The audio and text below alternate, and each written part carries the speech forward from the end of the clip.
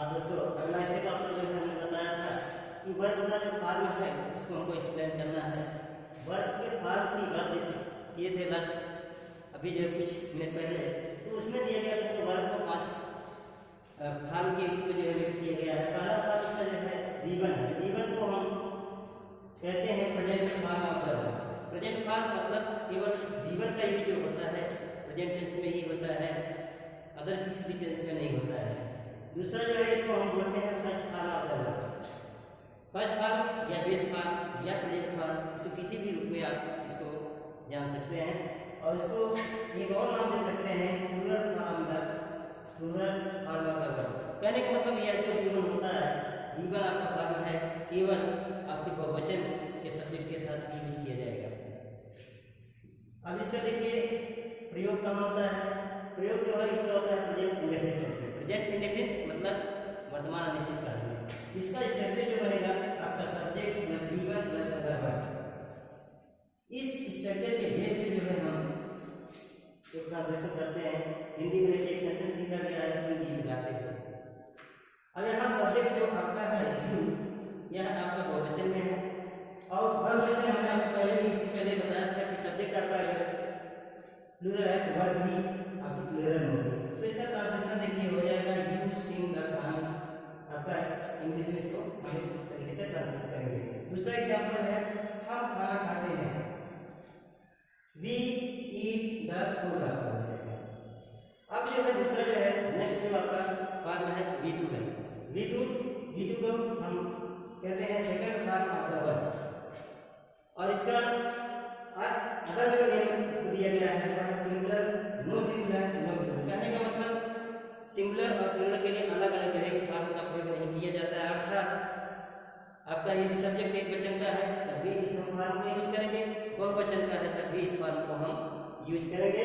इसीलिए इसको नाम दिया गया है नो सिंगुलर, नो प्लूरल। अब यूज कहाँ होता है? यूज इसका होता है पास्ट इंडेफिनिट या सिंपल पास्ट में होता है। इसका स्ट्रक्चर होता है subject plus V2 plus other verb. जैसे एग्जांपल के तौर पर लें वह विद्यालय गया। अब देखिए पास्ट का एग्जांपल है तो ही वेंट टू स्कूल।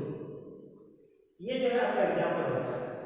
इसी प्रकार से बहुवचन का और एग्जांपल ले सकते हैं, जैसे हम मधुर गीत गाते हैं, we sang the sweet song. sang sing का जो है सेकंड फॉर्म आपका sang होता है।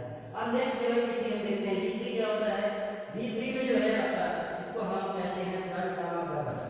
Third form of the verb कहने का मतलब मुख्य क्रिया का तीसरा रूप इसको कहते हैं, जिसको अदर नाम से हम जानते हैं, जिसको कहते हैं पास्ट पार्टिसिपल।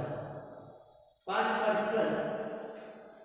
अब उसको जो है फिर एक और नाम दे सकते हैं नो सिंगुलर, नो प्लूरल। कहने का मतलब यह जो है चाहे आपका सब्जेक्ट सिंगुलर नंबर का हो चाहे आपका प्लूरल नंबर का हो, दोनों के लिए जो है इस फॉर्म को जो है थर्ड फॉर्म को यूज किया जाता है।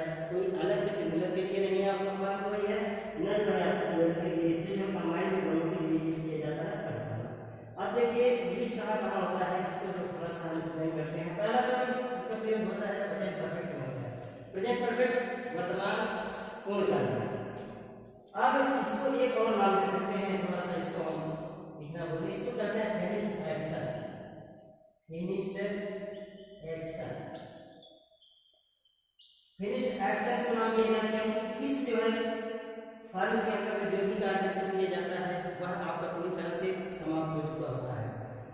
पहला जो यूजेज है प्रेजेंट परफेक्ट में। प्रेजेंट परफेक्ट का जो आपका स्ट्रक्चर बनता है सब्जेक्ट प्लस है या है plus V3 plus other verb. Has का प्रयोग सिंगुलर सब्जेक्ट के साथ होता है और हैड का प्रयोग प्लूरल नंबर के सब्जेक्ट के साथ होता है। एग्जांपल लेते हैं राम विद्यालय जा चुका है। जा चुका है इस सेंटेंस को पढ़ने से ही आपको जो है क्लियर हो जा रहा है कि वास्तव में जो कार्य किया गया है वह अभी कुछ समय पहले समाप्त हो चुका है। अब इसका हम ट्रांसलेशन करेंगे तो राज आपका सिंगुलर नंबर का सब्जेक्ट राज हो गया। उसके बाद उसी के अकॉर्डिंग जो है आप हेल्प और हैज का प्रयोग करेंगे। उसके बाद V3 यूज करते हैं, फिर जो है आपका अदर वर्ड होता है उसको यूज करते हैं। तो ट्रांसलेशन बन गया राज हैज गॉन स्कूल हो गया।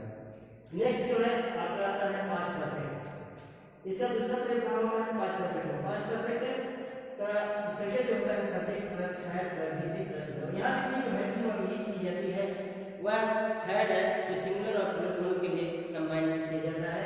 सिंगुलर और प्लूरल के लिए अलग अलग से कोई आपको स्टाइल किया है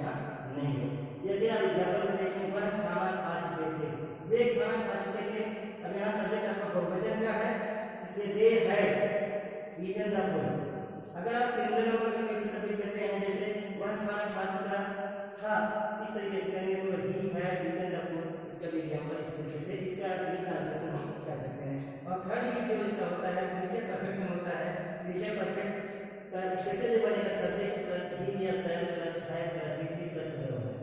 अगर सब्जेक्ट को यह का करेंगे तो फर्स्ट पर्सन का प्रोनाउन है तो उसके साथ हम सेल है का प्रयोग करेंगे सहायक क्रिया के रूप में, और अगर आपका सेकंड और थर्ड पर्सन का प्रोनाउन है तो उसके साथ हम विल है का प्रयोग करेंगे। अब देखिए एग्जांपल देखिए, राधा मधु गीत गा चुकी होगी, इसका ट्रांसलेशन करेंगे।